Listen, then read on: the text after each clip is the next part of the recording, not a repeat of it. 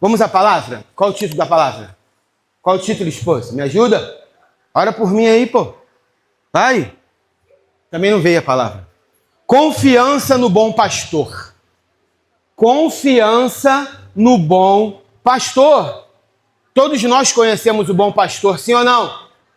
Sim, sim ou não? Quem é o bom pastor? Jesus Cristo. Hoje vamos fazer uma pregação. Vamos quebrar os dogmas e paradigmas. Uma pregação interativa, tá? Porque isso também é totalmente proibido, não é, Marcelão? Em determinados lugares, o senhor está pregando, se alguém falar, interagir, fica quieto aí, meu irmão. Não é hora de falar, não. O pastor está pregando. Aqui não tem isso não, tá? A gente só pede silêncio para que você foque na palavra. Mas a hora que você for convidado a interagir, você pode interagir, deve interagir, tá? Você interage com o céu, em primeiro lugar, e depois você me ajuda, tá bom? Já esquecendo de orar pela palavra, vamos orar? Senhor Deus e Pai, nós colocamos esse momento diante do Senhor. Claro que, mais uma vez, Senhor, nós assumimos a nossa humanidade. Às vezes os nossos pensamentos tentam desviar-nos da palavra, os nossos ouvidos, Senhor, dando atenção ao que não deveríamos, Pai. Então, em nome de Jesus, eu declaro agora todas as mentes aqui nesse ambiente cativas ao Senhor, que só o Senhor tem a voz nesse lugar. Mais uma vez, eu me diminuo a nada, Pai, no nome de Jesus. Eu não tenho técnicas persuasivas, Pai. Na verdade, eu não sei direito como fazer isso, mas o Senhor me chamou e eu estou aqui. Assumir, Pai, dependo de Ti, Espírito Santo de Deus. Faça a Tua obra em primeiro lugar em mim, Senhor, que essa palavra venha trazer em mim a transformação necessária. E a transformação necessária, Pai, a convicção de que tudo irá melhorar a partir de hoje na vida de cada um presente aqui nesse lugar, porque nós retemos a palavra e aplicamos em nossas vidas a verdadeira igreja da segunda-feira, no nome de Jesus. Amém e amém. Isso aí, esposa, aplauda ao Senhor. Está me ajudando, além da oração com ação, né? Oração também. Vamos lá. Confiança no bom pastor. Confiança no bom pastor. E quando a gente começa a falar do bom pastor, eu tenho certeza, vocês são leitores da Bíblia, vocês são conhecedores da Bíblia, quase que automaticamente vem um texto na mente de vocês de João 10:11, né? Que diz assim, declaração do próprio Cristo, tá bom? Eu sou o bom pastor, e o bom pastor dá a sua vida pelas ovelhas. Amém?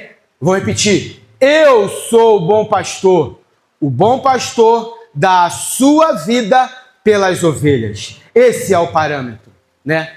Então aqui nesse texto, o próprio Jesus, né? Jesus chamando a si mesmo, declarando não outras pessoas, não homens que viriam depois, nem apóstolos, né? Declarando sobre si mesmo o título de o bom pastor. O bom pastor. O verdadeiro bom pastor. O único, verdadeiramente único, bom pastor. Só ele pode ser chamado de bom, amém? Só ele pode ser chamado de bom.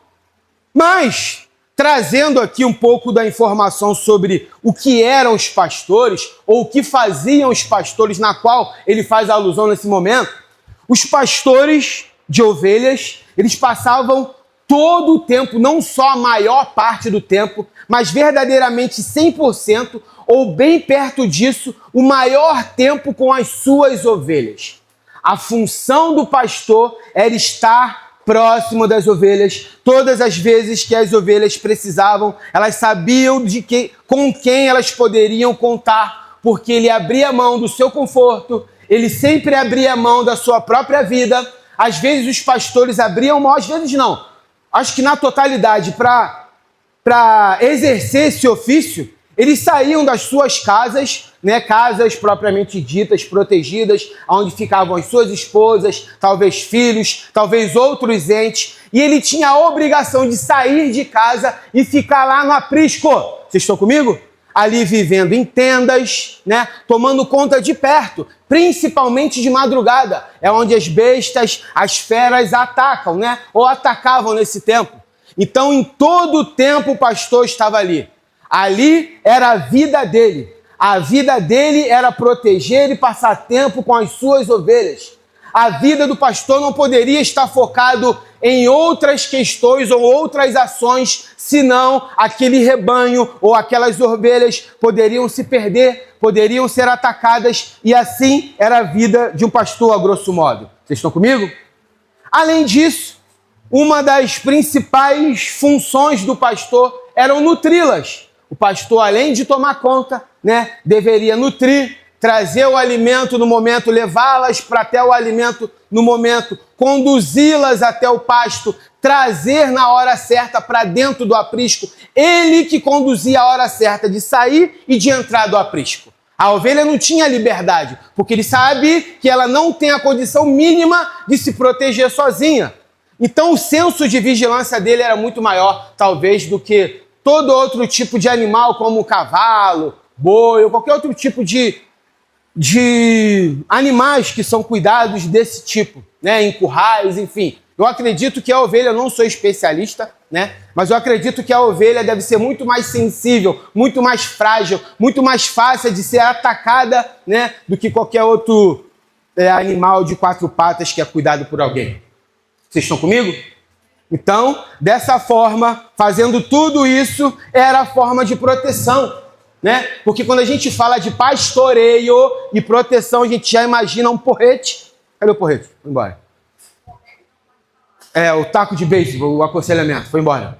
A gente imagina a proteção do pastor, aquele cajado, com aquela pontinha virada, que eu esqueci o nome, porque ali ele poderia puxar a ovelha pelo pescoço, Enfim, tinha várias funções, o jeito dele manejar aquilo ali. Mas quando a gente fala de proteção, a gente já imagina o pastor batendo nas bestas, batendo nas feras, Às vezes até trazendo ela à força pelo pescoço, porque ela não sabe, ela não tem senso de direção. Se deixar, ela vai correr até na direção do bicho, principalmente na direção do bicho. Então ele puxa lá com aquele gancho. Enfim, a gente imagina a proteção com essa ação. Mas só o fato dele estar ali, vivendo esse ambiente, 24 horas da vida dele focado nisso, já é o conjunto da proteção. Vocês estão comigo? Porque a alimentação também era proteção, o entrar e sair também era proteção. Até o fato dele estar dormindo em tendas, abrindo mão do seu conforto para estar ali, é também um senso de urgência e de proteção para com a vida delas. Amém? Vocês estão comigo? Então, dito isso, agora a gente pode pensar junto.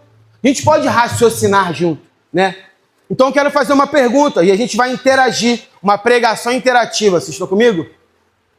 Por que Jesus se refere a si mesmo como o pastor? Pensa aí, quem quiser responder pode responder. Essa aluna aqui está desligada. Minha esposa. Vamos lá. Por que Jesus se refere a si mesmo como um pastor?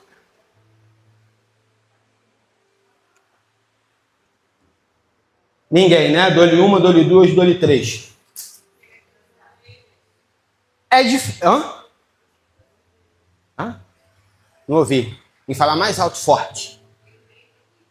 Ele veio para cuidar. Boa. Exatamente. Muito bom. Mas, dentro disso que foi respondido...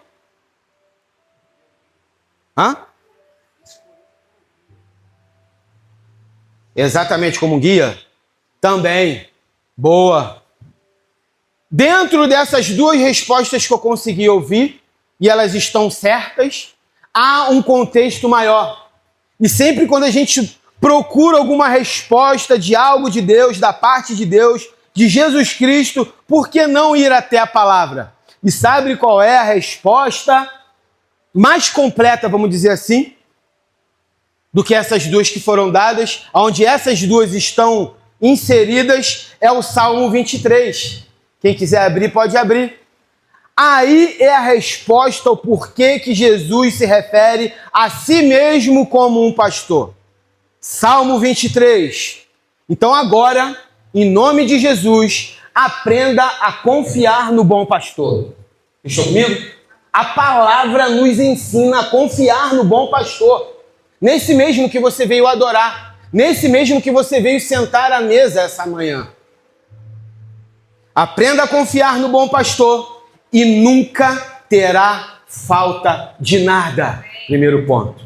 Estão comigo? Nunca teremos falta de nada quando a confiança está no bom pastor. Não no pastor, não no pastor, não nas pastoras, mas no bom pastor. aqui nós não teremos falta de nada. Não teremos falta de... Vocês estão com o Salmo 23 aí? Então, né? De descanso, pois ele me faz repousar. Né? Tá aqui, ó. Não terá falta de descanso, pois ele me faz repousar. Repousar. Amém? Vai mais um à frente aí, Data Show. Mais um. Isso aí. Não teremos falta de descanso porque ele me faz repousar. Não teremos falta de refrigério, pois ele me conduz até as águas tranquilas. Vocês estão comigo? Todas as respostas estão nas suas mãos, dentro do seu celular, dentro da sua Bíblia de papel. Isso aqui é só para te ajudar. Amém? Não teremos falta de restauração, por exemplo, pois ele restaura a minha alma. Amém? Salmo 23. Não teremos falta de quê, por exemplo? Orientação. Orientação. Pois ele me conduz na veredas da justiça.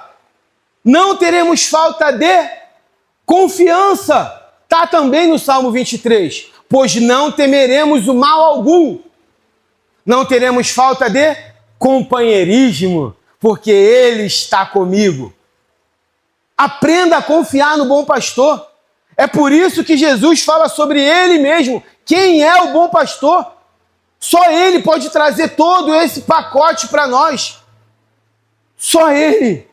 Dentro das respostas que foram dadas aqui, está todo esse contexto. Só ele pode trazer a confiança. Só ele pode trazer o companheirismo. Porque ele está comigo a todo tempo.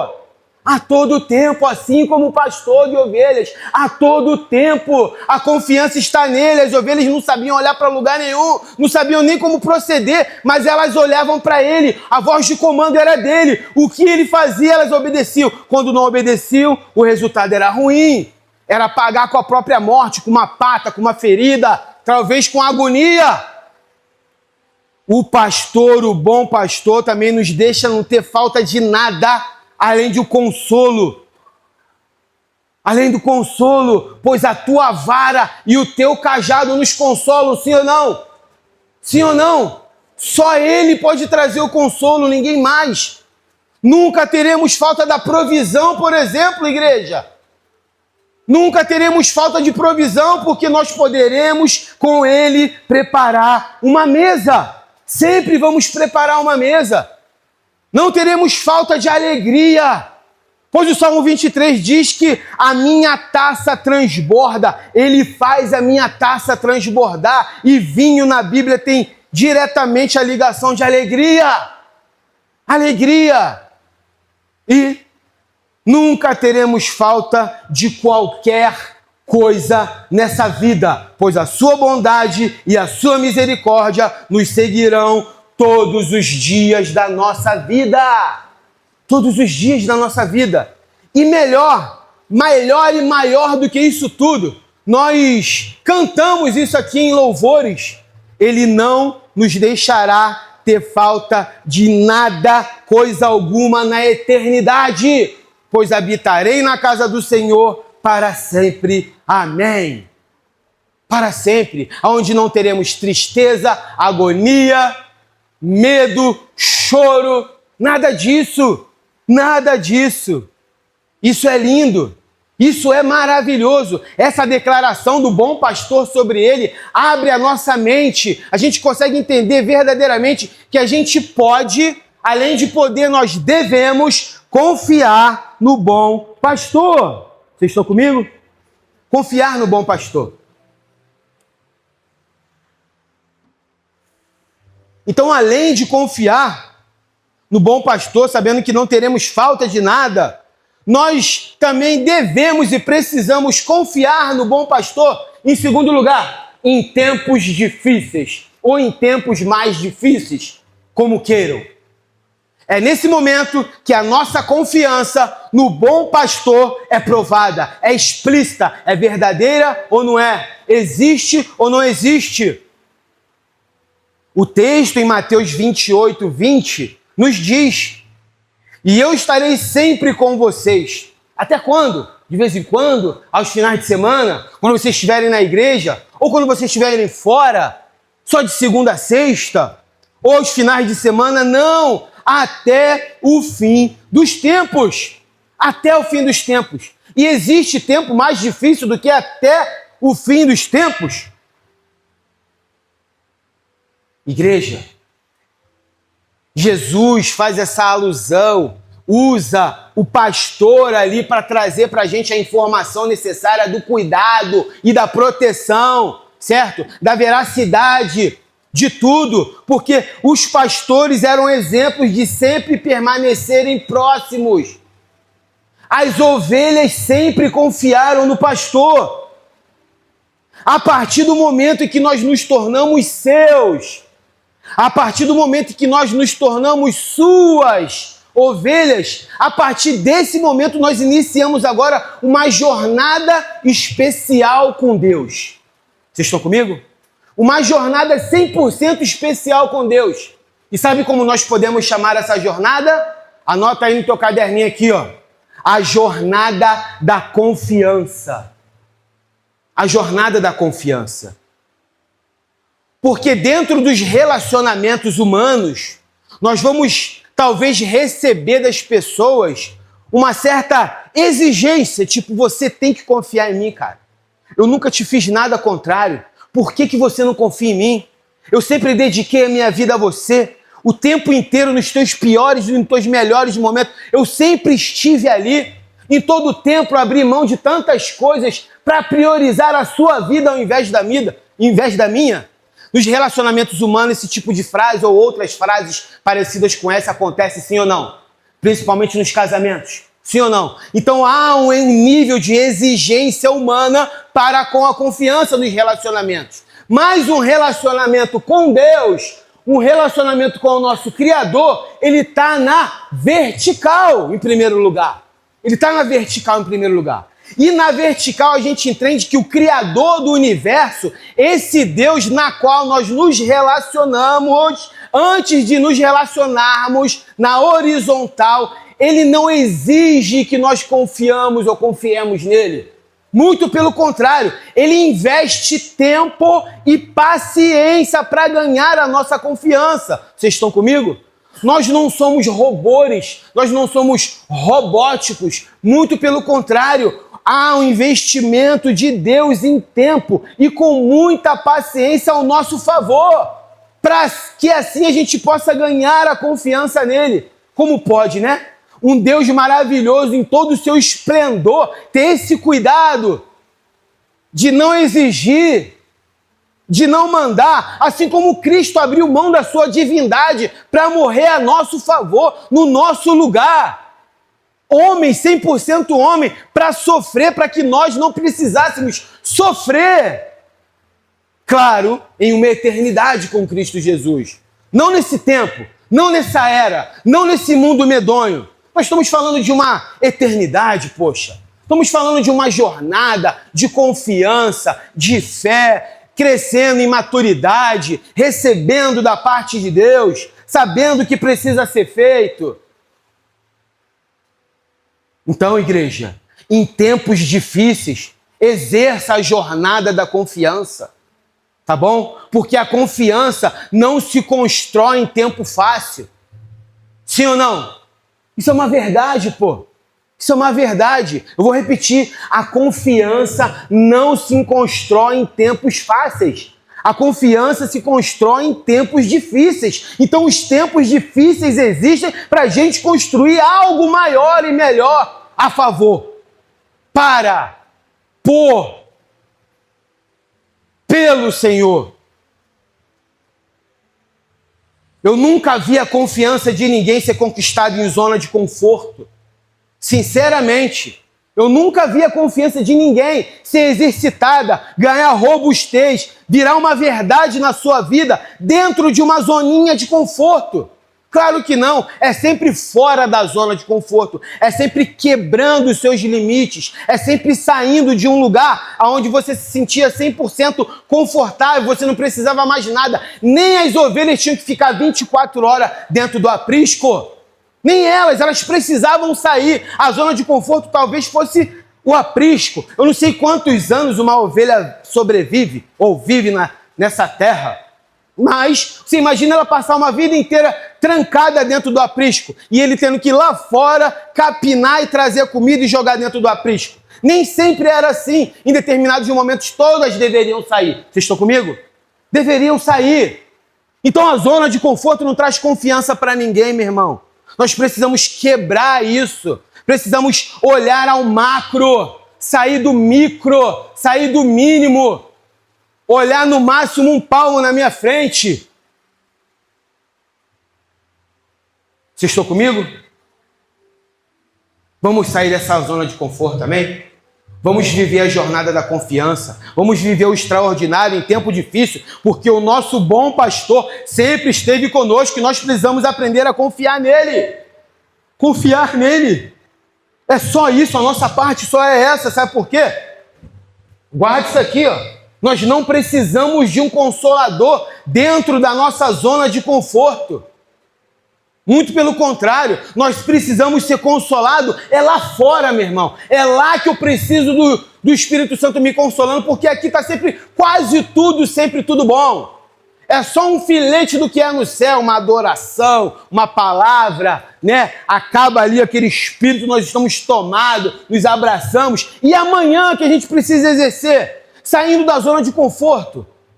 E amanhã que a gente precisa conquistar, sair do nosso quadrado, ter uma atitude de fé e confiança. Então faça o que precisa ser feito, meu irmão. Faça o que precisa ser feita, minha irmã.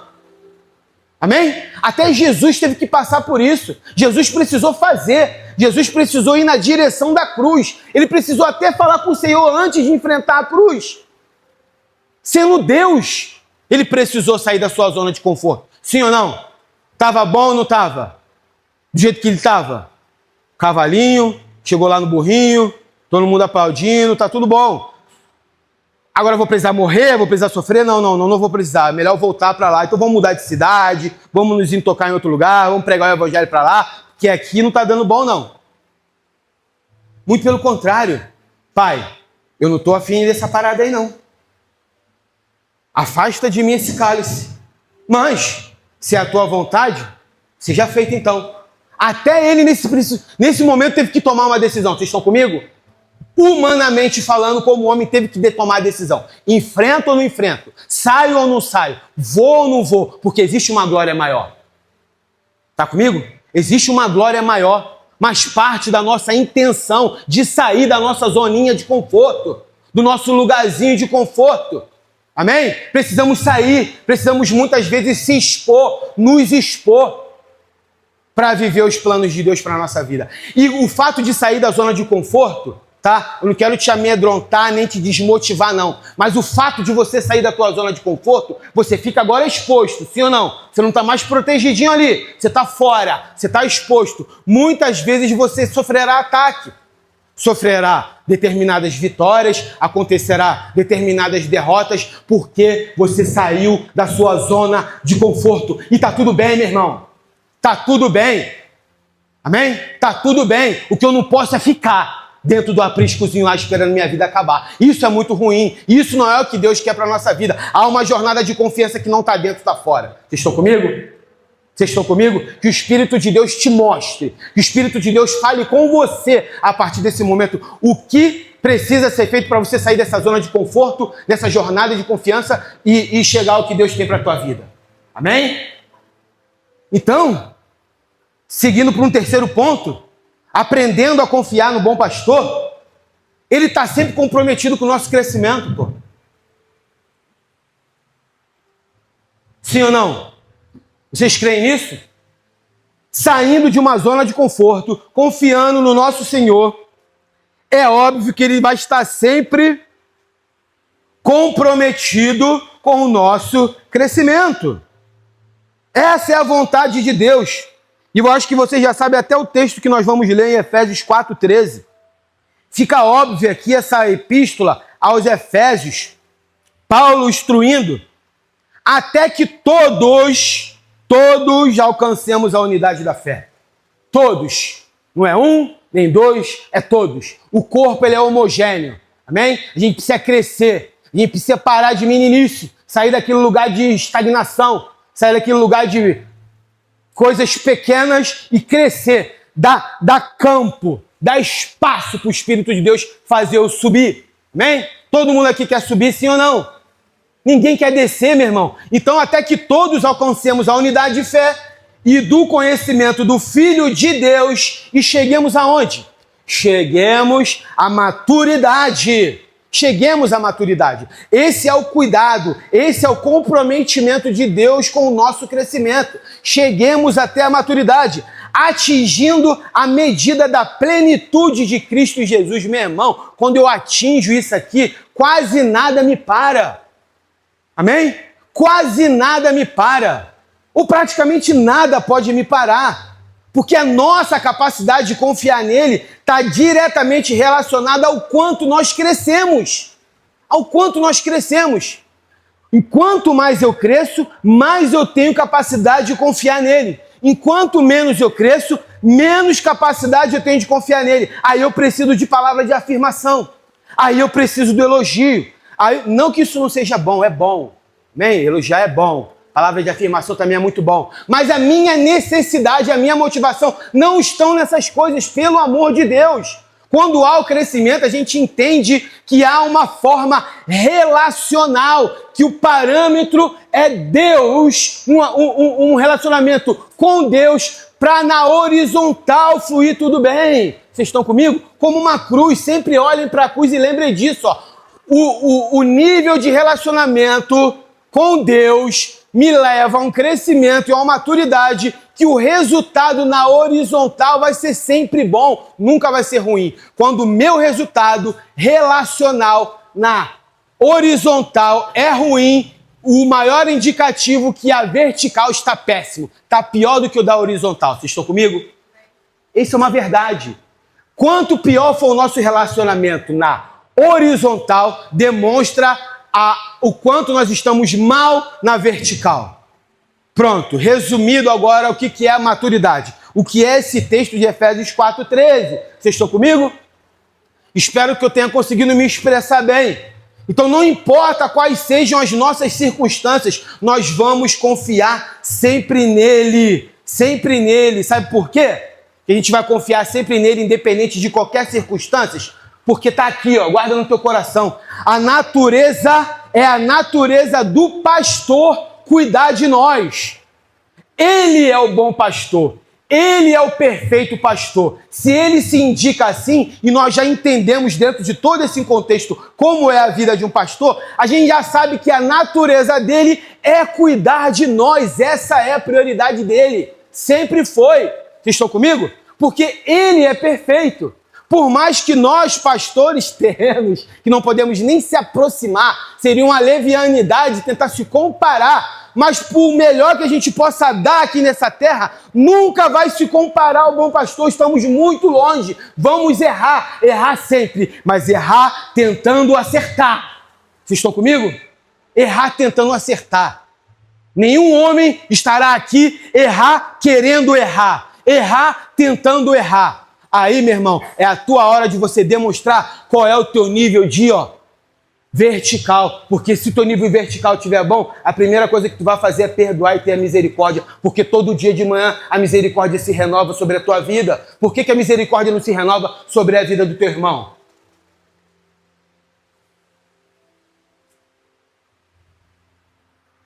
Amém? Glória a Deus! Pô, a gente estava sorrindo, a gente estava celebrando, estava um silêncio tremendo. Aprenda a confiar no bom pastor. Em quarto lugar, ele deu a sua vida por você, meu irmão. Isso daqui não dá nem para explicar. Isso daqui não tem como mensurar.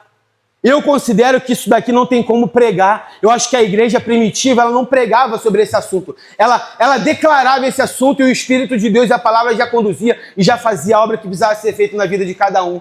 Você já imaginou você saber, você ter a certeza, você ter a confiança que alguém deu a sua vida a teu favor? Isso é muito louco, galera. Isso é muito louco. Abre comigo aqui em João capítulo 10. O evangelho não faz sentido humano algum. João 10:14. Quando ele fala, eu sou o bom pastor e eu conheço as minhas ovelhas, e elas me conhecem, assim como o Pai me conhece, eu conheço o Pai. Somos um. Amém? Ele está falando aqui, ó, do jeito que eu conheço ele, ele me conhece. Do jeito que eu conheço as minhas ovelhas, agora está na horizontal, vocês estão comigo? Ele está falando aqui, ó, do jeito que eu conheço o meu Pai, ele me conhece também. Do jeito que eu conheço as minhas ovelhas, elas conhecem também. Assim como o Pai me conhece, eu conheço. E agora, eu acho que é a parte principal do texto. Pelo menos é que mexe mais comigo. Não está grifado, mas era para estar. Eu dou a minha vida. Eu dou a minha vida pelas ovelhas. Cara, isso é muito forte. Você já pensou em dar a tua vida por alguém? Você já pensou em dar a sua vida? Quando você olha um bebê, talvez o seu filho, seu irmão mais novo, não sei. Porque geralmente a nossa emoção fala isso quando a gente vê alguém mais frágil do que nós, né? Pequeno. Você olha e fala assim, cara, eu daria a minha vida por esse bebê. Eu daria a minha vida por essa criança, coitada. Ela não tem nem condição de se proteger. Mas não é isso, cara. Isso é humanamente falando. Quando a gente fala que Jesus deu a vida por nós, esse é o parâmetro, esse é a medida. Como que a gente consegue não se relacionar com o meu irmão, sabendo que Cristo deu a vida por mim e por ele? Por nós dois, não foi só por mim. Foi por mim e por ele. Foi por mim e por você. Isso aqui pra gente já é o maior. Se Cristo é a medição, se Cristo é o parâmetro, o que mais nós poderíamos falar sobre isso? Aonde está a minha sensibilidade? Aonde está o meu espírito que eu não posso olhar para alguém e perdoá-lo? Aonde está a minha sensibilidade, o meu espírito que eu não posso ouvir de alguém perdão e dizer que eu não perdoo? Ou ir até essa pessoa e pedir perdão? Se eu estou certo ou se eu estou errado, não interessa, meu irmão. O interesse é que Cristo morreu por mim e morreu por você.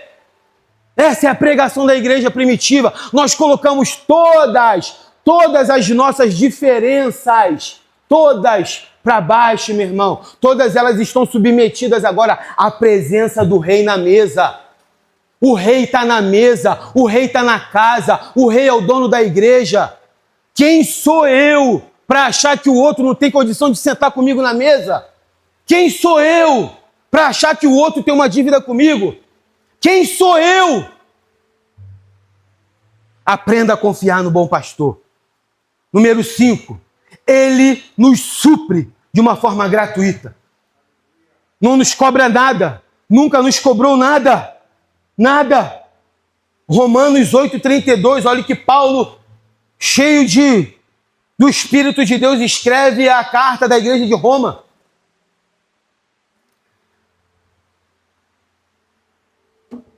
Meu Deus do céu, aquele que não poupou o seu próprio filho, mas entregou o seu filho a todos nós.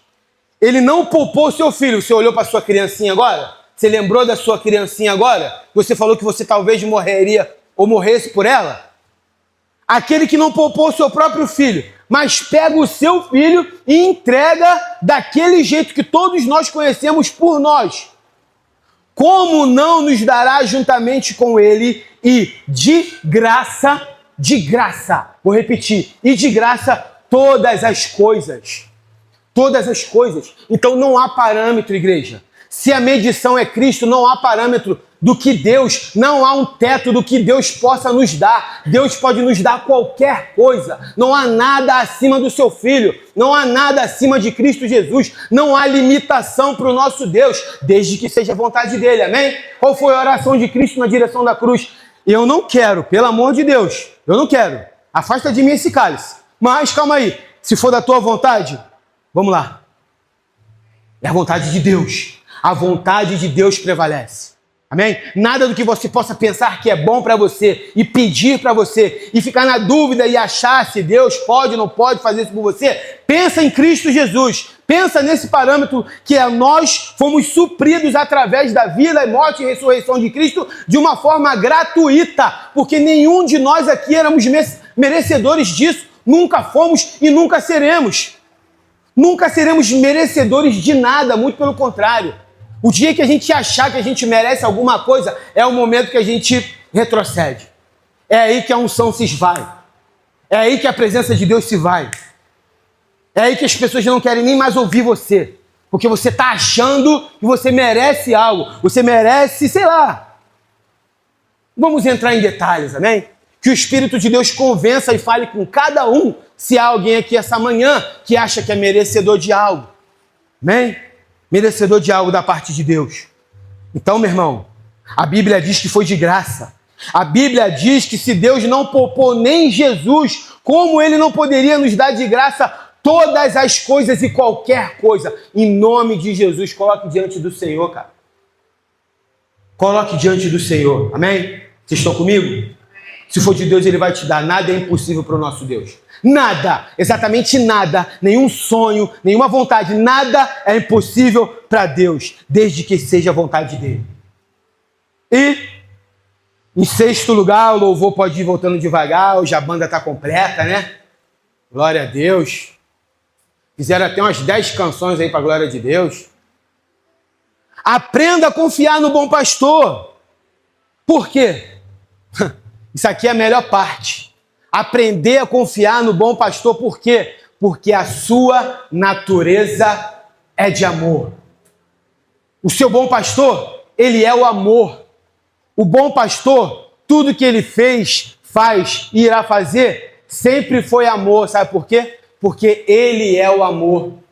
Por mais que essa cultura, sei lá, ocidental, de onde a gente veio, tente embutir em nós uma palavra chamada amor, A-M-O-R, com várias vertentes, com vários caminhos, até amor entre marido e esposa, filho, filha, é o mais latente que a gente conhece de, talvez mais próximo, né, de declarar amor. Nada disso se compara, porque ele é o amor. A gente poderia usar essa palavra, até outra palavra, de relacionamento, não precisava nem ser amor. Sabe por quê? Porque amor único e verdadeiro e existente só existe em Cristo.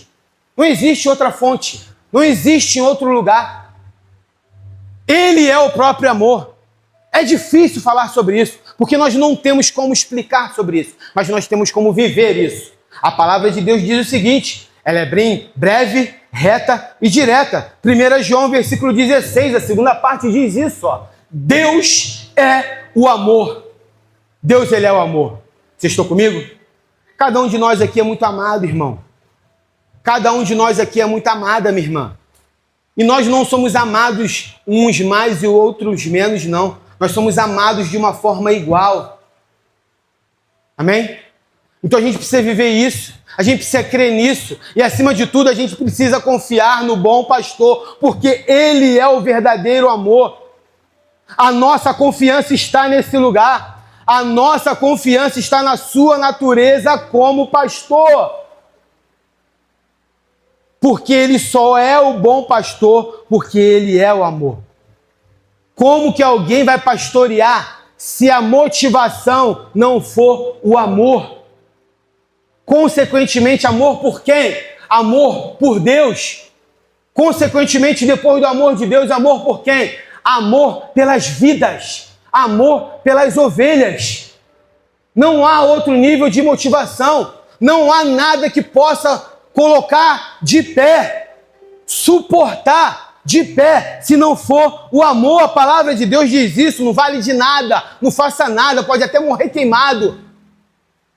Como que os discípulos foram até o final, os posteriores apóstolos, como os que eles seguiram até o final da linha, desbravaram o máximo humanamente onde eles poderiam chegar. Eles foram espalhados pelos os quatro cantos desse universo. Se não fosse o amor, se não fosse o amor dentro deles, o Espírito, Deus vivo dentro deles, como eles colocariam a sua vida para morrer em amor e por amor? Como? É a base. Vocês estão comigo? A base da confiança é o amor. A base da confiança é a natureza que Cristo nos ensina como o bom pastor. Amém?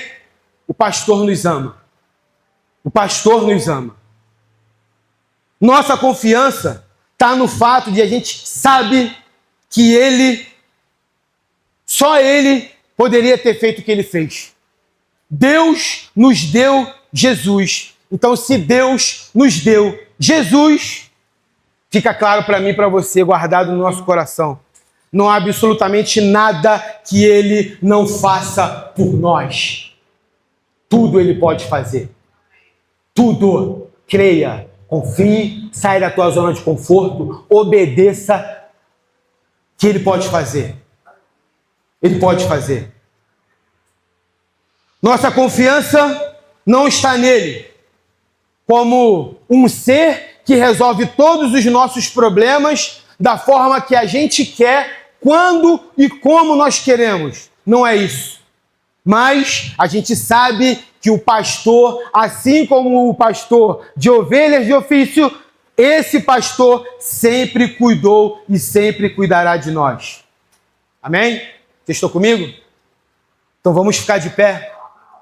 Te convido agora a fechar os teus olhos numa conexão de adoração com o Senhor. O seu coração latente e sedento em amor, confiando que absolutamente tudo Ele pode fazer por nós. E a palavra de Deus em Jeremias, capítulo 17, versículo 7, diz o seguinte. Eu quero encerrar essa palavra com esse texto. Mas bendito é o homem cujo a confiança está no Senhor, cujo a confiança nele está. Amém? Vamos adorá-lo em nome de Jesus.